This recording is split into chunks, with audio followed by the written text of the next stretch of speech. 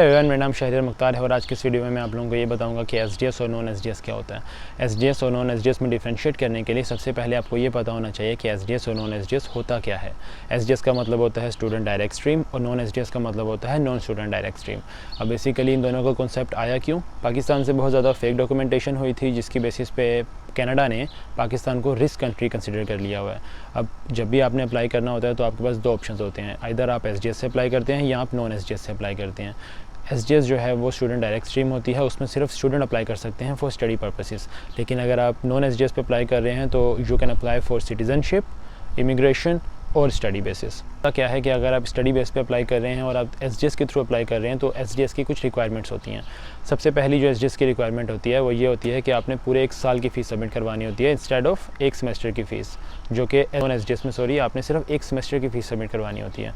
लेकिन एसडीएस में आपने पूरे एक साल की फ़ीस सबमिट करवानी होती है। एक साल का मतलब 2 सेमेस्टर्स की फ़ी, साथ साथ 10,000 कैनेडियन डॉलर जीआईसी भी सबमिट करवाने होते हैं यहाँ पर। इसका मतलब होता है गारंटीड इन्वेस्टमेंट सर्टिफिकेट।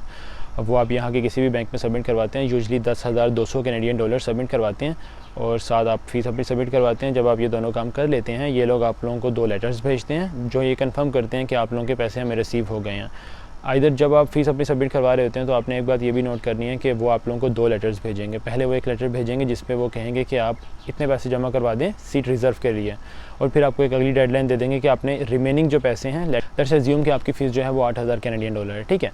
अगर अब आपकी फ़ीस 8,000 कैनेडियन डॉलर है, उसमें उन्होंने आपको कहा कि आपने जी 1,500 जमा करवाना है अपनी सीट रिज़र्व के लिए, और बाकी जो आपके रह जाएगा 6500 वो आपने करवाना है एज अ फुल फ़ीस। जो आपकी रिमेनिंग रह जाएगी वो उसका जो पोर्शन रह जाएगा वो सबमिट करवाना होगा। अब आपके पास चॉइस है, या तो आप पहले हाफ जमा करवा के सीट रिज़र्व करवा लें और बाकी जो डेडलाइन है उसमें फ़ीस सबमिट करवा लें, या एक साथ पूरी फ़ीस सबमिट करवा दें। लेकिन इन दोनों केसेस में अगर आप एसडीएस में अप्लाई कर रहे हैं तो आपको पूरी फ़ीस सबमिट करवानी होगी। अपनी वो फ़ीस सबमिट करवा ली, फिर वो आप लोगों को एक स्लिप सेंड करेंगे। उस स्लिप की बेसिस पे आपने अपना वीज़ा फाइल करना होता है। एसडीएस में क्या होता है कि आप अपनी जीआईसी की वो वाली स्लिप, उसे हम जीआईसी सर्टिफिकेट कहते हैं, और अपनी फुल ईयर फ़ीस की जो स्लिप है, ये दोनों स्लिप आप लगाते हैं। इसकी बेस पे आप एसडीएस अप्लाई कर सकते हैं। इसके अलावा आप एसडीएस अप्लाई नहीं कर सकते क्योंकि ये जो है ये मैंडेटरी रिक्वायरमेंट्स हैं उनकी। अगर हम नॉन एसडीएस की बात करें तो नॉन एसडीएस में क्या होता है कि आपको एक सेमेस्टर की फ़ीस सबमिट करवानी होती है, लेकिन नॉन एसडीएस में वीज़ा चांसेस थोड़े से कम होते हैं। अगर आप देख लें कि अगर आपके पास इतना बजट नहीं है, अगर आप इतना अफोर्ड नहीं कर सकते तो आप नॉन एसडीएस पे अप्लाई कर सकते हैं। नॉन एसडीएस में क्या होता है कि एक सेमेस्टर की फ़ीस सबमिट करवानी होती है और साथ आपने अपनी बैंक स्टेटमेंट दिखानी होती है।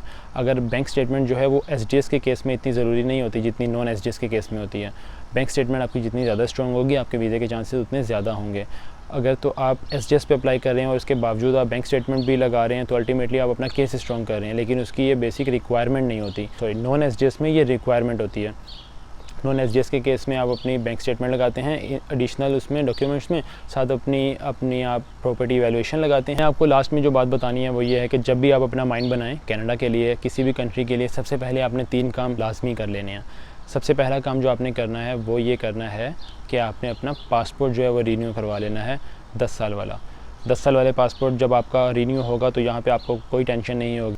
दूसरा काम जो आपने करना है, जो काम मैंने नहीं किया था और मुझे बहुत मुश्किल हुई थी फ़ीस और जीआईसी सबमिट करवाने में, वो आपने ये करना है, आपने ये मेक श्योर कर लेना है कि आपका एड्रेस हर जगह बिल्कुल सेम हो। स्ट्रीट, पोस्टल एड्रेस और हाउस नंबर आपके डी कार्ड पे, आपके पासपोर्ट पे, आपके बैंक एड्रेस, आपके इस करेक्टर सर्टिफिकेट, हर जगह आपका जो एड्रेस है आप ये मेक श्योर कर लें कि वो सेम हो, वो एग्जैक्ट सेम हो, वो बिल्कुल सही हो। थर्ड काम जो आपने करना है, आपने ये करना है, आपने एक ईमेल बना लेनी है अपनी, last name, first name, date of birth @gmail.com। अब ये ईमेल जो है आप इसको हर जगह आप यूज़ कर सकते हैं। आप अपने वीज़े के प्रोसेस के लिए यूज़ कर सकते हैं, आप इसको कॉलेज से कॉन्टैक्ट के लिए यूज़ कर सकते हैं, और आप इसको अपना बायोमेट्रिक बुक करना है उसके लिए यूज़ कर सकते हैं। आपने जो अपना मेडिकल बुक करना है आप उसके लिए यूज़ कर सकते हैं। क्योंकि होगा ये कि यही ईमेल जो है आपकी जो जीसी की में होगी, यही बाद में आपको पीआर और सिटीजनशिप वगैरह के पोर्टल्स पे अप्लाई करने के लिए भी यही जीसी की चाहिए होती है।